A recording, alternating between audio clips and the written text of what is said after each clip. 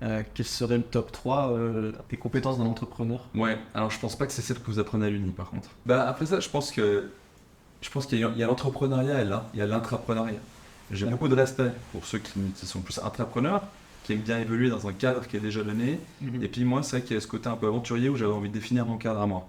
Ce qu'on voit aussi, c'est que dans des familles d'entrepreneurs où il y a eu une certaine réussite, plutôt matérielle dans le cas particulier, Ouais, c'est vrai. qui fait qu'en fin de compte, il y a la première génération, deuxième, troisième, c'est que quand vous êtes plus loin dans les générations, il y a moins d'envie d'aller se mettre vraiment dans la merde.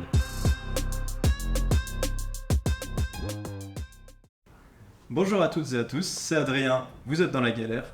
On se retrouve aujourd'hui pour un nouvel épisode, une nouvelle interview, toujours en partenariat avec le média étudiant Innovation Time.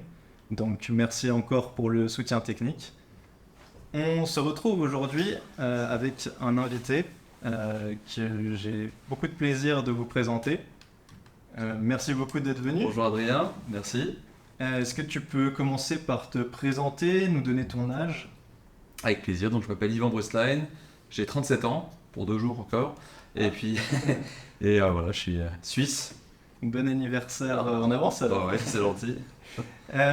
Donc là, on va avoir une première partie avec vraiment beaucoup de questions très orientées à ma thèse, en direction de ma thèse. Ouais. Et si on a le temps, je crois que là ça va être un peu juste, mais si on a le temps, en deuxième partie, on pourra discuter un Avec peu plaisir. plus généralement de l'entrepreneuriat. Et de Avec grand plaisir, allons-y.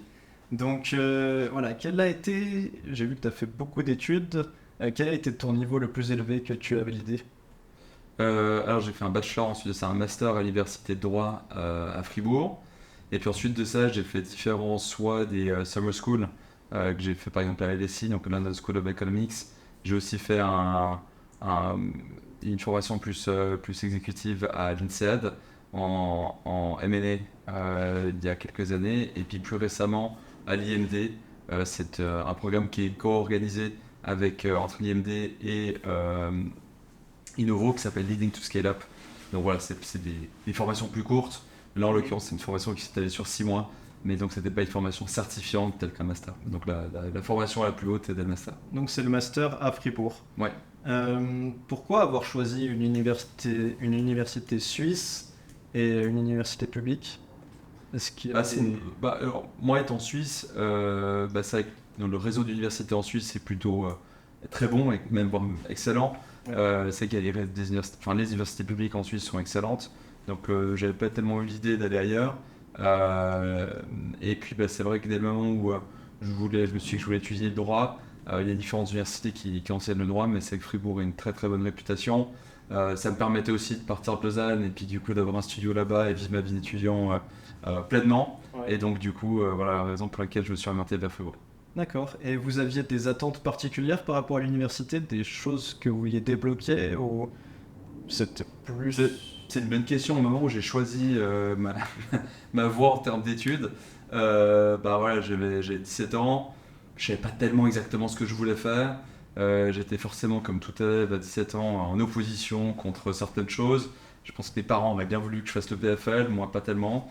Et puis donc du coup, comme j'avais plusieurs très bons potes qui partaient à Fribourg en droit, je me suis dit, bon, en fin de compte, le droit, je ne ferai rien de très faux. Voilà, dans le sens où c'est quelque chose qui permet d'aller vers pas mal d'options différentes. Donc c'est vrai que je suis parti en droit, pas vraiment avec le rêve de devenir avocat, mais plutôt dans l'idée voilà, de nourrir l'esprit et puis d'aller prendre plein de choses, quoi. C'est clair. Et donc aujourd'hui, après ces études, quel est votre métier? Je sais que c'est jamais une question facile. C'est une question qui est compliquée, surtout quand on est entrepreneur. C'est vrai que dire tu fais quoi comme métier? Je suis entrepreneur. C'est vrai que les gens disent mais en fin de compte, ça veut dire quoi? C'est ça. Je pense que les traits de base, en fin de compte, dans ce que je fais tous les jours, je viens pas mal de la vente en fait. J'ai fait pas mal de vente suite à mes études et j'aime beaucoup la vente. D'accord. Mais par contre, pas que ça. Quand je faisais que de la vente, je sentais que j'étais rapidement au bout de ce que je voulais faire.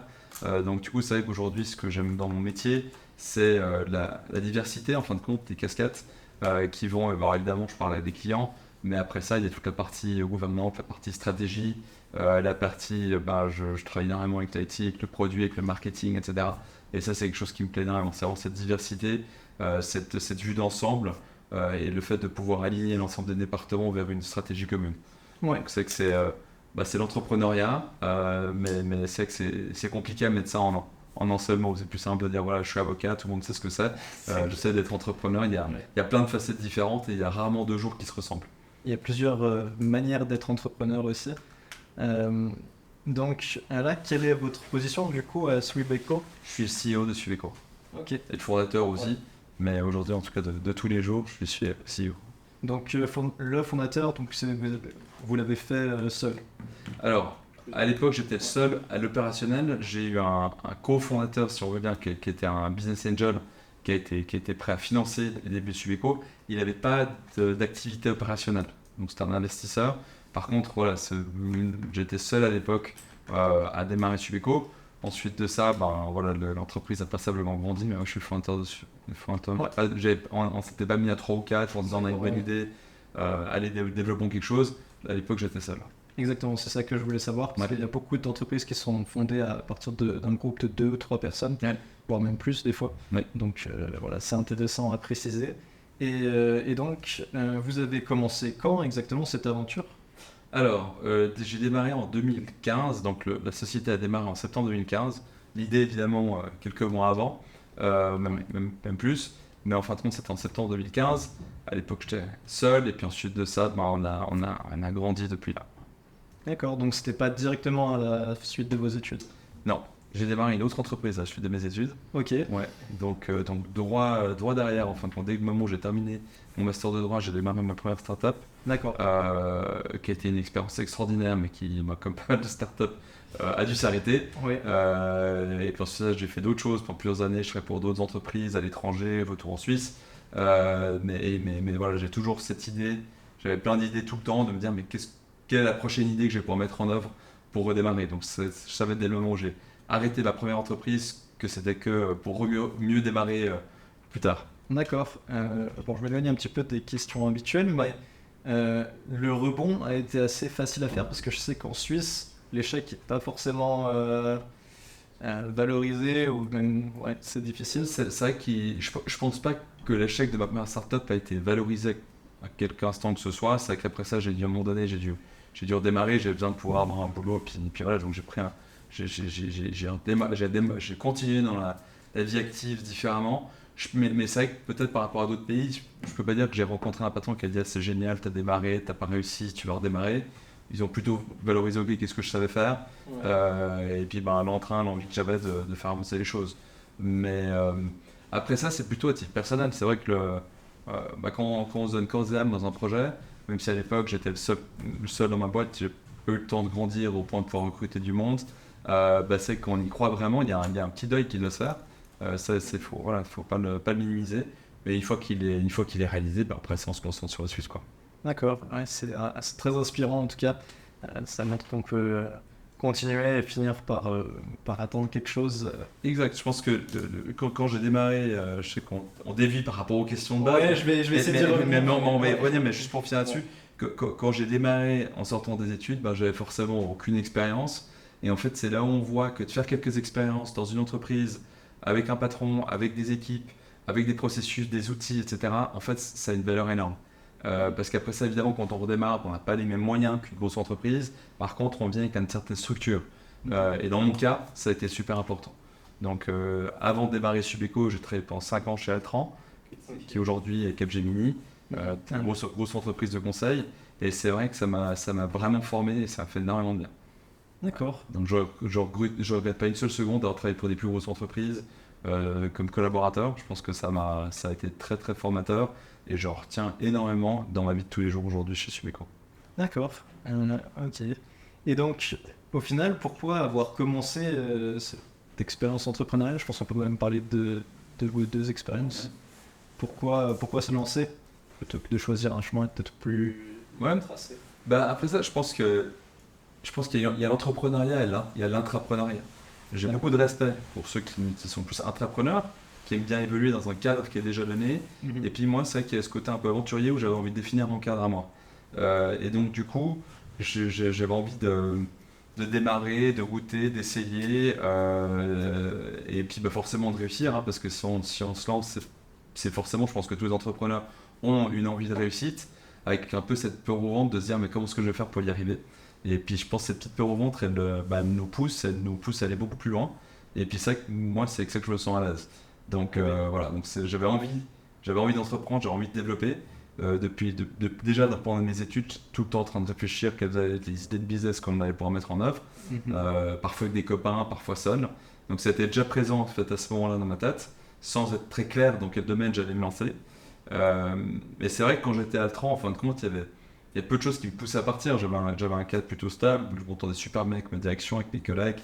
Je gagnais plutôt bien ma vie.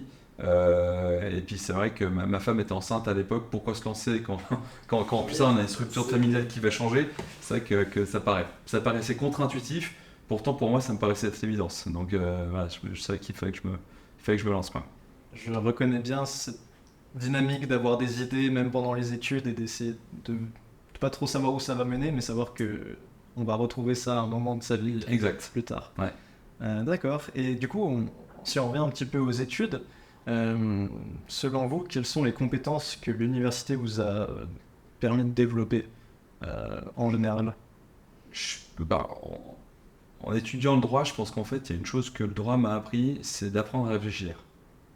Dans le sens où c'est vrai qu'il y a un mythe qui, à mon sens, a la vie dure par rapport aux études de droit, c'est que, oula, il y a beaucoup de par cœur.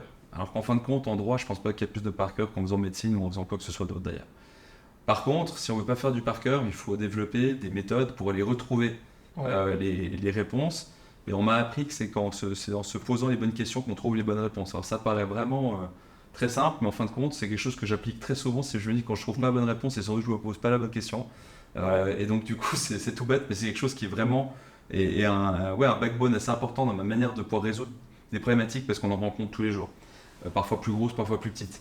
Donc ça, il y a ça. Puis après ça, c'est vrai que ça m'a aussi appris à identifier un certain nombre de problèmes. C'est vrai qu'en fin de compte, le droit, bon, voilà, il y a les normes à apprendre, mais après ça, c'est comment est-ce qu'on les applique, disons, à la vie courante, à la vie de tous les jours. Et puis c'est vrai qu'aujourd'hui, j'apprécie avoir étudié le droit par rapport à quand je dois relire des contrats, quand je dois évaluer avec l'entreprise. Je suis un mauvais juriste, c'est pour ça que j'ai pas voulu continuer dans ce domaine-là. Par contre, ça me donne juste les petits red flags qui vont me dire oui, ça, il faut peut-être que j'aille chercher plus loin, ou peut-être que j'aille solliciter du coup un professionnel. Donc je cherche pas à faire tout seul du tout, mais c'est plutôt que ça me donne un certain cadre qui m'aide à mieux naviguer, quoi. Des connaissances de base pour, voilà, comme vous dites, connaître les points sensibles Exact. Et savoir s'entourer du coup derrière. Avec les bonnes personnes, ça c'est très important. Ouais. D'accord. Donc, si je résume, donc c'est surtout la capacité à raisonner et les notions de droit en général. Bien sûr, absolument. Lire un contrat. Exact. Est-ce qu'il y a d'autres compétences de l'université, même indirectement un cours, je sais pas. Est-ce qu'il y a un cours? J'ai commencé mes études de droit en sachant dès le départ que d'après ma première semaine, je savais que j'allais pas devenir avocat. Donc en fait, c'est un peu bizarre parce que je me suis dit, bon, je suis là, je voyais que tous mes autres camarades étaient au taquet. À fond. Moi, j'étais là, je suis pas sûr que ce soit quelque chose que je vais faire toute ma vie. En revanche, je me suis dit, comment est-ce que. Le système universitaire suisse fait que vous pouvez pas faire de passerelle. En fin de compte, c'est impossible de passer de droit à HEC par exemple. J'aurais démarré à zéro. En fait, moi, le fait de redémarrer à zéro, c'était no-go complet. Donc, du coup, je me suis dit, bon, qu'est-ce que je peux faire? Comment est-ce que je peux prendre, en fin de compte, les quelques années que j'ai en face de moi, plutôt comme étant une super formation pour potentiellement faire autre chose. Donc, en fait, moi, j'ai vu mes études de droit comme ça dès le départ. D'accord. Voilà. Qui était très différent de tous mes copains qui savaient qu'ils allaient faire leur brevet d'avocat, etc. Moi, c'était clair que je n'allais pas le faire. Par contre, ça n'a jamais été un problème pour moi parce que c'était pas une des étudiants. Je savais que ça n'allait pas être le cas. C'est sûr que les cours qui avaient plus attrait au droit des contrats, à la fiscalité des entreprises, à la fiscalité, etc., que je savais aller pouvoir plus m'aider par la suite, c'était plus facile pour moi de me concentrer et puis de me donner à fond que d'autres domaines du droit où je savais que ça allait peut-être moins être le domaine qui me plaît le plus. Mais en fin de compte, si je regarde, ça me force à réfléchir différemment. Je pense que le droit des assurances sociales, c'était franchement un des cours les plus rébarbatifs. Alors qu'aujourd'hui, le domaine dans lequel on a avec les cours, en fait, mes cours exactement, m'ont été utiles. Donc en fin de compte, on voit que même ce qui nous paraît pas forcément important ou intéressant au long des études, on peut en trouver des cas d'application intéressants par la suite, quoi. D'accord, ouais. C'est vrai que c'est admirable d'avoir la motivation de se tenir à ses études, sachant que elles vont pas directement nous aider. C'est- Exactement. Ouais, mais alors, je pense que j'ai eu deux chances particulières pendant mes études. C'est que j'avais un réseau de potes qui était génial à la uni, puis j'avais pas du tout envie de partir en fait. Ouais. Puis je savais pas tellement pour faire quoi d'autre. Donc je me suis dit, de toute façon, ça me paraissait pas une évidence de me dire, ah oui, mais en fait, j'ai absolument envie d'aller dans cette voie-là. Je me suis dit, bah, je suis pas si mal ici. Et puis bah, j'ai rencontré aussi ma copine qui est aujourd'hui ma femme et la maman de mes enfants pendant ces études-là. Puis en fait, on se poussait tous mutuellement à aller de l'avant en fait. À se dire, bah voilà, bah, c'est normal d'avoir des cours qui nous plaisent plus, des cours qui nous plaisent moins. Pas très grave, le plus important c'est de terminer puis commencer dans la vie active. Ouais. Donc voilà, ça va pas déranger plus que tant en fait. D'accord. Ouais. Et donc si on regarde maintenant les compétences qui vous sont utiles en tant qu'entrepreneur, quel serait le top 3 des compétences d'un entrepreneur? Ouais, alors je pense pas que c'est celle que vous apprenez à l'uni par contre. Ah. Mais je pense pas que ce soit celle qu'on apprend à l'uni, mais nulle part. Enfin, je pense que la résilience, l'agilité, la persévérance, alors potentiellement la persévérance.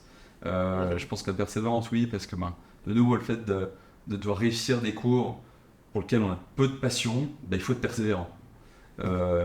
Par contre, c'est vrai que dans ce qu'on vous demande, enfin, ce que la vie vous demande en tant qu'entrepreneur, bah, ça vous demande des compétences. Je pense pas que l'université peut vraiment vous les apprendre. Je pense qu'en fait, vous allez pouvoir les apprendre déjà ben, avec l'expérience, vous allez pouvoir les apprendre dans l'échange avec d'autres entrepreneurs, avec d'autres personnes, en fin de compte, qui ont déjà vécu des moments similaires. Mais il n'y a pas de cours théoriques, en fin de compte, pour ça. Je pense, Ouais. personnellement. J'ai suivi des cours d'entrepreneuriat pendant mon summer school à LSI, c'était super intéressant, ça m'a encore plus convaincu que j'avais envie d'aller de l'avant, mais on a commencé par l'établissement d'un business plan, par des choses qui sont assez évidentes, si vous voulez. Euh, je pense que ce qui fait la différence dans l'entrepreneuriat, c'est comment est-ce qu'on règle des conflits, comment est-ce qu'on règle des problèmes, comment est-ce qu'on trouve des solutions alors qu'en fin de compte, il n'y en a pas en face de nous. Et ça, c'est des choses qu'on ne peut pas apprendre dans un livre, à mon sens. Ouais, d'accord. Ouais, ça répond en fait directement à mes questions suivantes, donc c'est très intéressant comme cheminement. Donc, vous avez suivi des cours d'entrepreneuriat à LSE, c'est ça? Ouais, exactement. Donc, c'est pas une université suisse, je connais pas en fait. C'est. C'est une université à Londres qui s'appelle London School of Economics. J'avais fait juste un summer school pendant 2 mois là-bas. J'ai suivi 2 cours. Alors au début, c'est marrant parce qu'au début, j'étais parti pour faire des cours de finance, etc. Mais j'étais certain que, en fait, il me manquait de la finance et qu'il fallait absolument que je fasse de la finance. Du coup, j'étais assis dans ces cours-là. Je me disais, non, mais en fait, c'est pas du tout mon truc. Puis j'ai réussi à switcher puis prendre d'autres cours autour de l'entrepreneuriat. Et c'est vrai que ça m'avait vraiment. Ce qui m'avait fasciné, c'est qu'ils avaient fait venir d'autres entrepreneurs pendant ce cours-là qui venaient témoigner, etc. Et en fait, quand ils parlaient, j'étais, ah ouais, en fait, c'est ça que je veux faire, quoi. Et peu importe le domaine dans lequel ils étaient, c'est plutôt en fait quand ils exprimaient leur vie de tous les jours, mais puis ce qu'ils étaient en train de réaliser, en fait, voilà, ça me parlait beaucoup plus. Mhm. Donc oui, en fin de compte, j'ai eu la chance de faire ces cours d'été, ces summer school, Ouais. et puis qui m'ont passablement ouvert les yeux. Ouais. D'accord. Donc, est-ce que. Je sais pas si vous avez pu suivre des cours d'entrepreneuriat aussi en Suisse. Malheureusement pas, en fait, c'est Non. pas une histoire c'était pas un choix de pays, le Suisse versus d'autres, c'est Ouais, juste que bah voilà, j'avais la chance, mes parents me donnaient l'opportunité de faire ces cours-là, puis c'était super intéressant, c'était aussi bien de changer un peu de cadre, Mhm. mais non, j'en ai pas fait en Suisse. En fait, j'essayais de comprendre, voir s'il y avait une différence. Peut-être dans des interviews précédentes, on m'a expliqué que, par exemple, en Angleterre, le fonctionnement justement de l'université est un peu différent. Donc j'aurais aimé, ouais, si vous Alors, pouvez comparer. ouais, alors, c'est difficile de pouvoir définir tout un système universitaire basé sur un cours d'été de 2 mois. Ouais, Mais en tout cas, ce que j'ai vraiment apprécié dans le cadre de ce cours, c'était l'intervention régulière de gens du métier. Ce que j'ai moins apprécié dans mes cours de droit, c'est que c'était rare d'avoir en fin de compte des professionnels qui viennent nous expliquer leur vie de tous les jours. C'était très théorique. Et en fin de compte, c'est vrai que moi, le côté pratique me parlait plus personnellement. ouais, ça je peux, Ouais. je le comprends très bien. Ouais, exactement. Mais d'où, quand j'ai suivi ces cours à l'IMD, ce qui était fascinant, c'est justement dans le réseau du professeur, en l'occurrence Jim Polcrano, qui avait un réseau incroyable d'entrepreneurs. Et je dirais, à chaque cours, il y avait d'autres entrepreneurs qui étaient là pour nous donner leur retour d'expérience. Et ça, c'est vrai que, alors, c'est que c'était un cours qui était vraiment autour de l'entrepreneuriat. Donc c'était très cadré, mais en tout cas, c'était passionnant. Ouais. Alors, j'imagine connaître déjà la réponse de la question suivante, mais je vais quand même vous la poser. Allez-y. Si c'était à refaire, est-ce que vous referiez vos études? Absolument. Ouais. Ouais, absolument, parce que très franchement, je sais pas ce que j'aurais fait d'autre à ce moment-là, malgré le fait que j'avais plein d'idées. Je trouve que l'université m'a offert un cadre, m'a offert aussi la possibilité de pouvoir grandir pendant ces années-là. Très franchement, je me suis éclaté pendant mes études, c'est vrai qu'après ça, dès qu'on rentre dans la vie active, ben voilà, les choses changent un peu. Ouais. Et c'est vrai que j'ai vraiment apprécié en fin de compte ces 4 ans et demi à Fribourg. D'accord. Oui, non, je les ferai. Est-ce que je pousserai mes enfants à faire des études? Ben, j'ai envie de dire, ça dépend d'eux. Mais s'ils ont envie de faire des études, oui, je les pousserai à le faire, parce que je pense que c'est sans doute un bon endroit où être entre 20 et 25 ans, quoi. Ouais, c'est aussi intéressant de faire le parallèle avec vos enfants, du coup, voir est-ce qu'il faudrait les pousser, est-ce qu'on les laisse faire, laisse aller là où ils sont attirés. Je pense que c'est un mix des deux, c'est-à-dire qu'en fin de compte, si on laisse les enfants aller là où le vent les pousse depuis le début, je pense qu'il leur manque un cadre. Je pense que mes deux parents sont universitaires, donc c'est vrai qu'ils nous ont assez, ouais, ils nous ont poussés dans la voie universitaire sans nous contraindre. Ouais. On est quatre, j'ai 3 sœurs, on a tous fait l'université. Maintenant, je pense qu'on a tous été très heureux de pouvoir faire l'université. Je pense qu'il n'y a personne qui s'est senti contraint. Je pense que si l'un d'entre nous avait eu ce côté où on n'était pas du tout scolaire, on n'avait pas envie d'étudier, on aurait été mieux à faire autre chose, je pense qu'il nous aurait parfaitement laissé faire autre chose. Et puis c'est comme ça que je vois la chose aussi vis-à-vis de mes enfants. C'est que j'ai pas du tout, j'ai pas le rêve absolu qu'ils fassent l'université et puis qu'ils fassent telle université. Moi, j'ai surtout envie qu'ils se réalisent. Et puis s'ils se réalisent, voilà. Mais par contre, c'est vrai que de les laisser livrer à eux-mêmes quand ils ont 18 ans, moi chérie, fais ce que tu veux, c'est ta vie. Je pense que c'est quand même bien qu'il y ait des parents qui soient là pour donner un peu le cadre de fais ce que tu veux. Au moins donner des pistes. Voilà, exactement. D'accord. Ouais. Aujourd'hui, est-ce que... Elle est toujours un peu délicate, mais aujourd'hui, est-ce que vous considérez que vous avez réussi? Alors je pense que ça dépend, de nouveau, c'est assez philosophique, qu'est-ce que la réussite, quoi. Je pense que il y a certainement certains éléments de ma vie où oui, je pense que j'apprécie cette réussite tous les jours, c'est notamment ma femme et mes enfants. Je pense que on a développé un cocon qui est magnifique et puis où on s'entend super bien. Alors c'est pas la fête tous les jours, hein, mais disons que quand ça va moins bien, on essaie de toujours trouver les clés pour faire en sorte que ça aille mieux. Donc oui, ça, je pense que pour moi, ça, c'est vraiment une réussite énorme.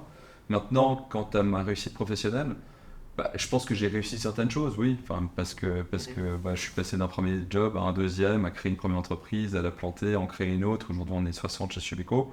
Maintenant, est-ce qu'on vit la réussite tous les jours chez Subeco? Non, je suis pas sûr.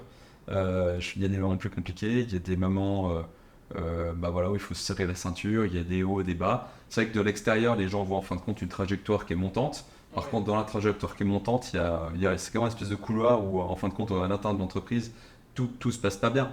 Maintenant, oui, je pense que la réussite, en fin de compte, en termes entrepreneurial, en termes de professionnel, ça dépend aussi des objectifs qu'on se fixe. Puis après ça, on peut se dire, est-ce que j'ai réussi à atteindre cet objectif? Maintenant, je pense qu'il y a des objectifs tout au long de ma carrière. En fait, j'ai toujours aimé, quand je termine une année, me regarder en arrière et me dire qu'est-ce que j'ai fait ces 12 derniers mois. Et pour moi, ça a toujours été important de me dire, voilà, j'ai réussi, moi, à titre personnel, de grandir. Et c'est là aussi où, quand j'ai senti que je grandissais plus, je me suis dit, c'est le moment où, en fin de compte, il faut que, peut-être que je réfléchisse à une autre avenue professionnelle. Là, aujourd'hui, chez Subeco, depuis que j'ai démarré, il n'y a pas, il y a pas un seul 31 décembre où j'ai pas regardé en arrière en me disant, waouh, ouais, ce qu'on a réalisé cette année, c'était de la folie. Alors oui, c'était mieux, c'était moins bien par rapport aux objectifs qu'on s'est fixés dans le business plan, ça c'est une autre histoire. Mais par rapport à là où on était, je pense que c'est le chemin parcouru qui est important. Oui, je pense que là, il y a de la réussite. Maintenant, il y a encore plein de choses à aller faire pour continuer sur ce chemin de la réussite, quoi. D'accord, donc en bref, en fait, la notion de réussite, déjà, elle n'est pas fixée dans le temps. Non. Et en plus, il y a une notion de progrès. Il faut être Ouais. dès l'instant qu'on progresse. Je pense, ouais, exactement. Je pense que c'est ça en fin de compte. Et c'est vrai que moi, le premier, enfin, en fait, on fait tous cette erreur-là. J'ai pu vivre avec en fait l'image d'une réussite et ce que j'avais envie pour réussir. Puis c'est vrai qu'on est entrepreneur, malheureusement, il y a des aspects humains, etc. Mais il y a aussi un aspect pécunier, si on veut bien, de réussite, de là où doit être l'entreprise, en termes de chiffre d'affaires, de marge, de valorisation. Enfin, après ça, chacun a le sien. Et puis j'ai eu des désillusions par rapport à ça. ce qui est normal aussi. Et en fin de compte, c'est avec ces désillusions-là où je me suis dit, mais en fin de compte, pourquoi est-ce que j'ai une désillusion? Est-ce qu'en fin de compte, je suis pas quelqu'un d'heureux, quoi? Est-ce que je pourrais pas être heureux sans ça? Puis en fait, oui. Et du coup, pour moi, voilà, c'est là où je me suis dit, mais oui, c'est important de se fixer des caps. Parce que on a tous besoin de ça, en fait, d'avoir un cap. Après ça, si on loupe un peu la cible, parce qu'au fur et à mesure, les choses évoluent, puis que, voilà, il faut aussi être intelligent, puis savoir s'adapter, c'est pas un drame. C'est pas un drame. Donc voilà, je pense que la réussite, c'est au long du chemin, en fait, qu'on l'a défini. D'accord. Et ouais, c'est intéressant que vous ayez mentionné ce qu'on voit de l'extérieur, donc Ouais. la croissance continue. Je pense que la notion de réussite, elle peut différer. Quand quelqu'un dit dans la rue, cette personne a réussi, c'est pas forcément la même définition que celle que vous avez donnée. Non, Est-ce qu'il y a une raison mais c'est parce je pense qu'il y a quelque chose dans l'inconscient collectif. Moi-même, le premier, quand je parle de quelqu'un qui apparemment a réussi, en fait, j'en sais rien du tout. Je me base sur quelques critères bassement matériels ou faciles à définir, qu'on peut tous se dire, voilà, c'est quelqu'un qui a réussi parce que voilà, il a repris une entreprise, il l'a développé, il l'a revendu. Enfin, voilà, on se base sur des choses comme ça où il est parti de rien, il a créé un empire, enfin, peu importe. Il y a plein de raisons, ou alors c'est quelqu'un qui a des valeurs humaines ou autres qui sont très fortes, donc quelqu'un qui a réussi. Maintenant, chaque personne en lui vit autre chose, alors qui est potentiellement en ligne avec ce qu'on voit de l'extérieur, mais c'est pas comme ça tous les jours, quoi. C'est ça que je veux dire. Ouais. Voilà. Oui, en effet, si tu l'écoutes depuis quelques années, on a une croissance qui est forte, c'était génial. Mais après ça, est-ce que tous les jours on vit de la réussite en interne? Je pense que vous avez posé la question à mes collaborateurs, je suis pas sûr qu'ils vont dire oui. Mais oui, c'est la somme de plein de petites réussites, des défaites, des désillusions, voilà, des énervements, puis après ça repart. Donc voilà, c'est pas une trajectoire qui est facile, enfin qui est linéaire dans les roues, quoi. Bien sûr. Avec ça, je pense qu'on a répondu, en tout cas, à la plupart des questions pour ma thèse. Donc, c'est vraiment intéressant. Je crois que j'aurai beaucoup de matière Ah bah c'est à génial. étudier Ouais. et à comparer aussi avec les précédentes interviews. Donc, c'est vraiment cool. Maintenant, je crois qu'on a encore... C'est quoi le sujet de ta thèse du coup? Donc, le sujet de la thèse, c'est, en gros, c'est évaluer l'impact des études publiques suisses sur la réussite entrepreneuriale. D'accord. Donc on a évoqué les compétences, enfin déjà le lieu d'études, les compétences et donc la notion de réussite. Ouais. Donc maintenant on peut essayer de faire, de creuser le tout pour essayer de voir s'il y a des liens entre l'un ou l'autre. Mais donc là je prends encore 5 ou 10 minutes. Plaisir. Ouais, à peu près. Pour continuer à discuter un peu plus librement. Ouais. C'est très intéressant parce que j'ai plein de questions, plein de choses qui viennent. À ta dispo. Merci beaucoup. Par exemple, là, tu as mentionné que vous êtes 60 collaborateurs. Comment on vit ce moment où on a une idée et on arrive... Enfin, ça se fait pas du jour au lendemain. Je crois que vous avez fêté les 8 ans Exact. il y a pas longtemps. Il y a un mois et demi, ouais, c'est juste. C'est ça. Voilà, comment on se retrouve d'une entreprise qui est lancée vraiment dans l'entrepreneuriat pur à aujourd'hui, c'est plus vraiment de l'entrepreneuriat, on a pas fait peut-être que vous êtes... Je pense que en fait, l'entrepreneuriat, c'est tous les jours. Ah ouais. Ouais. Enfin, aussi longtemps que tu entreprends, que tu développes, etc., je serai toujours un entrepreneur. Tu as différents stades de l'entrepreneuriat. Tu as ce côté où au tout début, voilà, tu as une idée, tu essaies de la mettre sur un PowerPoint, dans Excel, etc. Tu essaies d'aller sonder un peu le marché, ça c'est une première chose. Puis ensuite de ça, tu arrives potentiellement à démarrer, aller sur le marché, recruter peut-être. Enfin, en l'occurrence, moi j'ai dû d'abord trouver un investisseur parce que j'avais pas l'argent, j'avais pas les fonds pour pouvoir démarrer autrement. Donc dès le moment où j'avais des fonds, du coup, hop, on va développer son produit, on commence à recruter du monde, on va chercher les premiers clients, les premiers fournisseurs. On voit ce qui marche pas, malheureusement il y a pas mal de choses aussi. Et là commence en fin de compte ce mouvement perpétuel de se remettre en question. Parce qu'en fait, je pense dans l'entrepreneuriat, c'est une remise en question, je dirais pas permanente, mais je dirais régulière. Parce que ça sert à rien de se remettre en question tous les jours non plus, mais je pense que très régulièrement, il faut se remettre en question et se dire, ok, ça a l'air d'aller très bien, pourquoi est-ce que ça va très bien? Est-ce que ça peut continuer très bien? Quels sont les risques liés à ça? Enfin, il y a plein de choses qui s'installent, puis il y a plein de choses qu'on ne sait pas. Et puis tout à coup, pouf, un problème qui arrive, et puis là, du coup, il faut se remettre en question, il faut remodeler les choses. Voilà, donc oui, je pense qu'on est constamment entrepreneur, mais avec des stades complètement différents.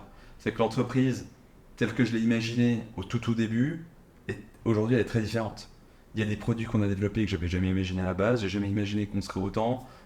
J'ai jamais imaginé qu'on ferait de l'e-commerce, alors qu'aujourd'hui c'est sans doute la partie la plus porteuse de chez Subeco. Voilà, donc en fin de compte, il y a plein de choses en fin de compte. Je savais que je voulais aller dans le domaine, oui, des avantages pour les collaborateurs, ça c'est vrai. Maintenant, le comment ce qu'on apporte, oui, est assez différent aujourd'hui, 6 ans après. Et puis surtout, quand je sais là où on veut aller dans les 2 ans qui viennent, très différent de ce que j'avais imaginé il y a 6 ans. Ouais. Enfin 8 ans en l'occurrence. Ouais, je pense. Non, il y a 8 ans, ouais. Ok, et non, c'est intéressant de noter la direction et ensuite le moyen Exact. va changer. Je pense qu'en fait, si tu veux, quand tu souhaites démarrer, ben forcément, il y a un moment donné où tu tombes amoureux de ton idée. Tu as comme ça une idée, tu te dis en fait, c'est le truc, c'est génial, je vais changer le monde, ça va être fantastique, ça va être une réussite, il y a un besoin dans le marché, etc. etc. Donc, le moment où il y a cette idée, puis le moment où tu la confrontes au marché, il y a forcément une distorsion. Et c'est là où c'est important de ne pas être trop amoureux de ton idée.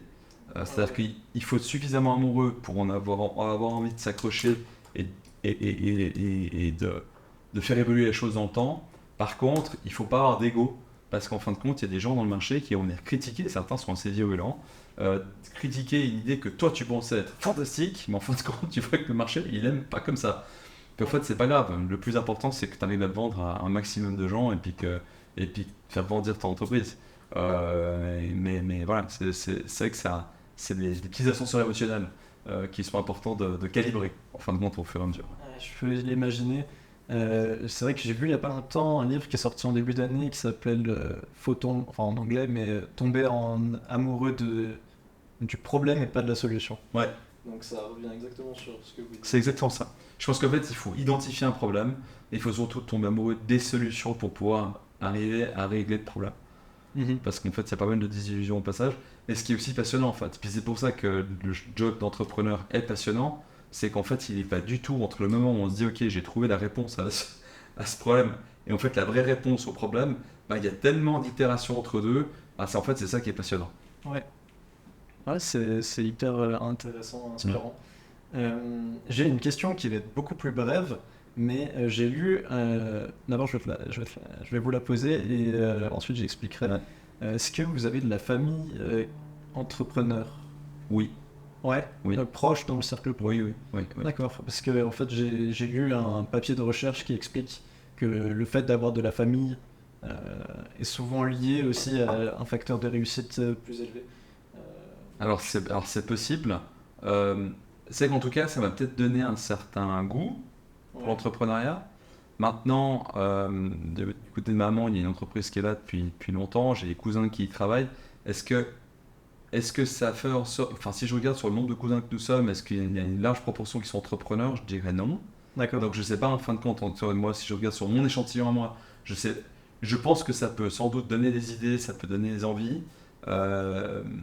Maintenant, c'est vrai que ce qu'on voit aussi, c'est que dans des familles d'entrepreneurs où il y a eu une certaine réussite, plutôt matérielle dans le cas particulier, qui fait qu'en fin de compte, il y a la première génération, deuxième, troisième, c'est que quand vous êtes plus loin dans les générations, il y a moins l'envie d'aller se mettre vraiment dans la merde. Donc, donc, je suis pas sûr que ce soit vraiment très inspirant pour tous, quoi. Le côté, quand ça se passe bien, ouais, les gens ils aiment bien s'apparenter. Par contre, le côté où il va falloir bosser des très longues heures avec des niveaux de rémunération qui sont pas folichons, avec un niveau d'incertitude qui est élevé, etc., etc. Je suis pas certain que même si on a des ancêtres entrepreneurs, ça donne vraiment envie à tout le monde. Potentiellement oui, mais moi en tout cas dans ce que je vois, je suis pas sûr. Ouais, il me semble que le papier disait que c'était plutôt dans le cercle proche. Ouais. Et ça, peut-être que ça incite pas forcément à se lancer dans l'entrepreneuriat, mais quelqu'un qui se lance aura peut-être plus les réflexes, la méthodologie pour réussir. Mais c'est vrai que si je regarde, on verra bien comment ils réagissent à ça, mais c'est vrai que dans le cas, en fait, mon épouse et moi, les deux, on travaille chez Subeco, donc on travaille beaucoup les deux. C'est vrai que nos enfants ont un cadre en fait, de parents qui travaillent et travaillent beaucoup. Alors est-ce que ça a plutôt les dégoûter en se disant voilà, ça c'est un schéma que je veux pas reproduire, ou au contraire de se dire en fin de compte ils ont vu un exemple en fin de compte de parents qui bossent, on essaie d'être vraiment là avec eux les soirs, les week-ends, mais c'est vrai que les vacances, ça m'est jamais arrivé d'avoir des vacances où je bosse pas, quoi. Donc oui, on est là avec eux, mais oui, il y a toujours quelque chose qui me raccroche au bureau. Donc voilà, peut-être que c'est un schéma qui va les dégoûter, peut-être pas, je sais pas. Moi, j'ai eu ça avec mon papa qui a bossé à peu près tout le temps quand tout était petit. Ben moi, ça m'a pas dégoûté en fait. Au contraire, je trouvais ça. Voilà, il y avait un côté aussi, une passion en fin de compte pour ce qu'on fait. Puis je trouve que cette passion, elle est inspirante. Peu importe le domaine après ça. Ça peut être dans la boulangerie, ça peut être dans la finance, ça peut être dans. Enfin, c'est pas très important. C'est vrai. C'est vraiment le fait d'avoir une passion pour l'entreprise et puis un sens de la responsabilité. Aujourd'hui, que ce soit de collaborateur, ben, c'est vrai que je me lève tous les matins en me disant qu'il y a 60 collaborateurs à nourrir. Donc il y a un certain sens de responsabilité aussi. Hein. C'est certain. Je pense qu'on arrive gentiment au bout. Est-ce que tu aurais un conseil, quelque chose, par exemple, est-ce que tu recommanderais aux étudiants de se lancer directement après leurs études? Est-ce que tu as un conseil à leur donner? Et j'ai pas envie de donner un conseil en termes de oui, lancez-vous après vos études en entrepreneuriat. Pour une raison très simple, c'est que je suis certain que l'entrepreneuriat n'est pas fait pour tout le monde. Ouais. Et je pense que ceux qui sentent cette flamme, soit ils ont une idée maintenant qu'ils ont envie de pouvoir explorer et il faut qu'ils y aillent dans ce cas-là, ça je suis alors à fond. En revanche, s'ils ont cette flamme mais ils savent pas encore trop quoi faire, franchement, il y a des entreprises magnifiques, allez bosser, allez apprendre avec d'autres qui ont déjà fait des erreurs parce que vous allez en faire d'autres, mais si on peut déjà apprendre, bah, c'est tout ça que vous aurez gagné. Donc je suis pas sûr que ce soit une nécessité absolue. Alors c'est vrai qu'on aime bien les idées, monsieur qui est parti de l'école à 15 ans, qui a créé sa boîte et tout ça, c'est des idées fantastiques, mais franchement je pense qu'on peut éviter déjà pas mal d'erreurs en allant apprendre des autres. Donc, moi je pense que non, si on a la flamme et puis qu'en plus de ça, on sait ce qu'on veut, on a vraiment une idée forte, go. Autrement, s'il n'y a pas de flamme, franchement, le parcours de l'intrapreneuriat est magnifique.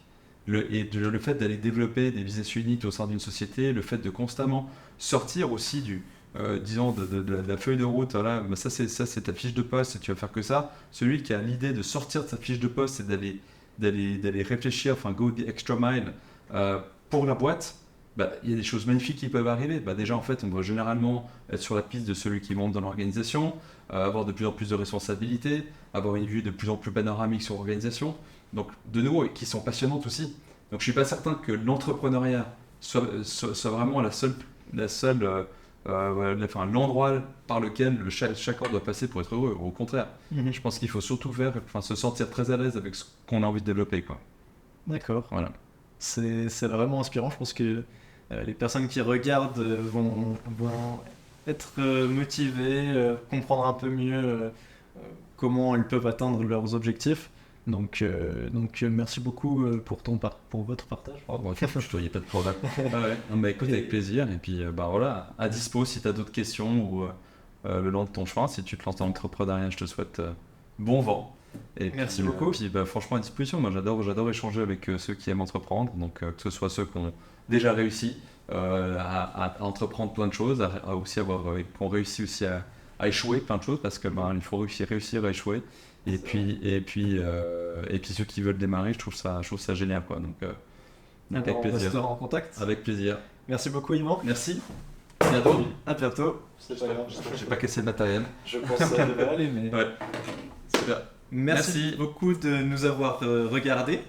On se retrouve la semaine prochaine pour la dernière interview. Je pense que ça va vous intéresser. Donc abonnez-vous et puis soyez à l'affût. À bientôt. À bientôt.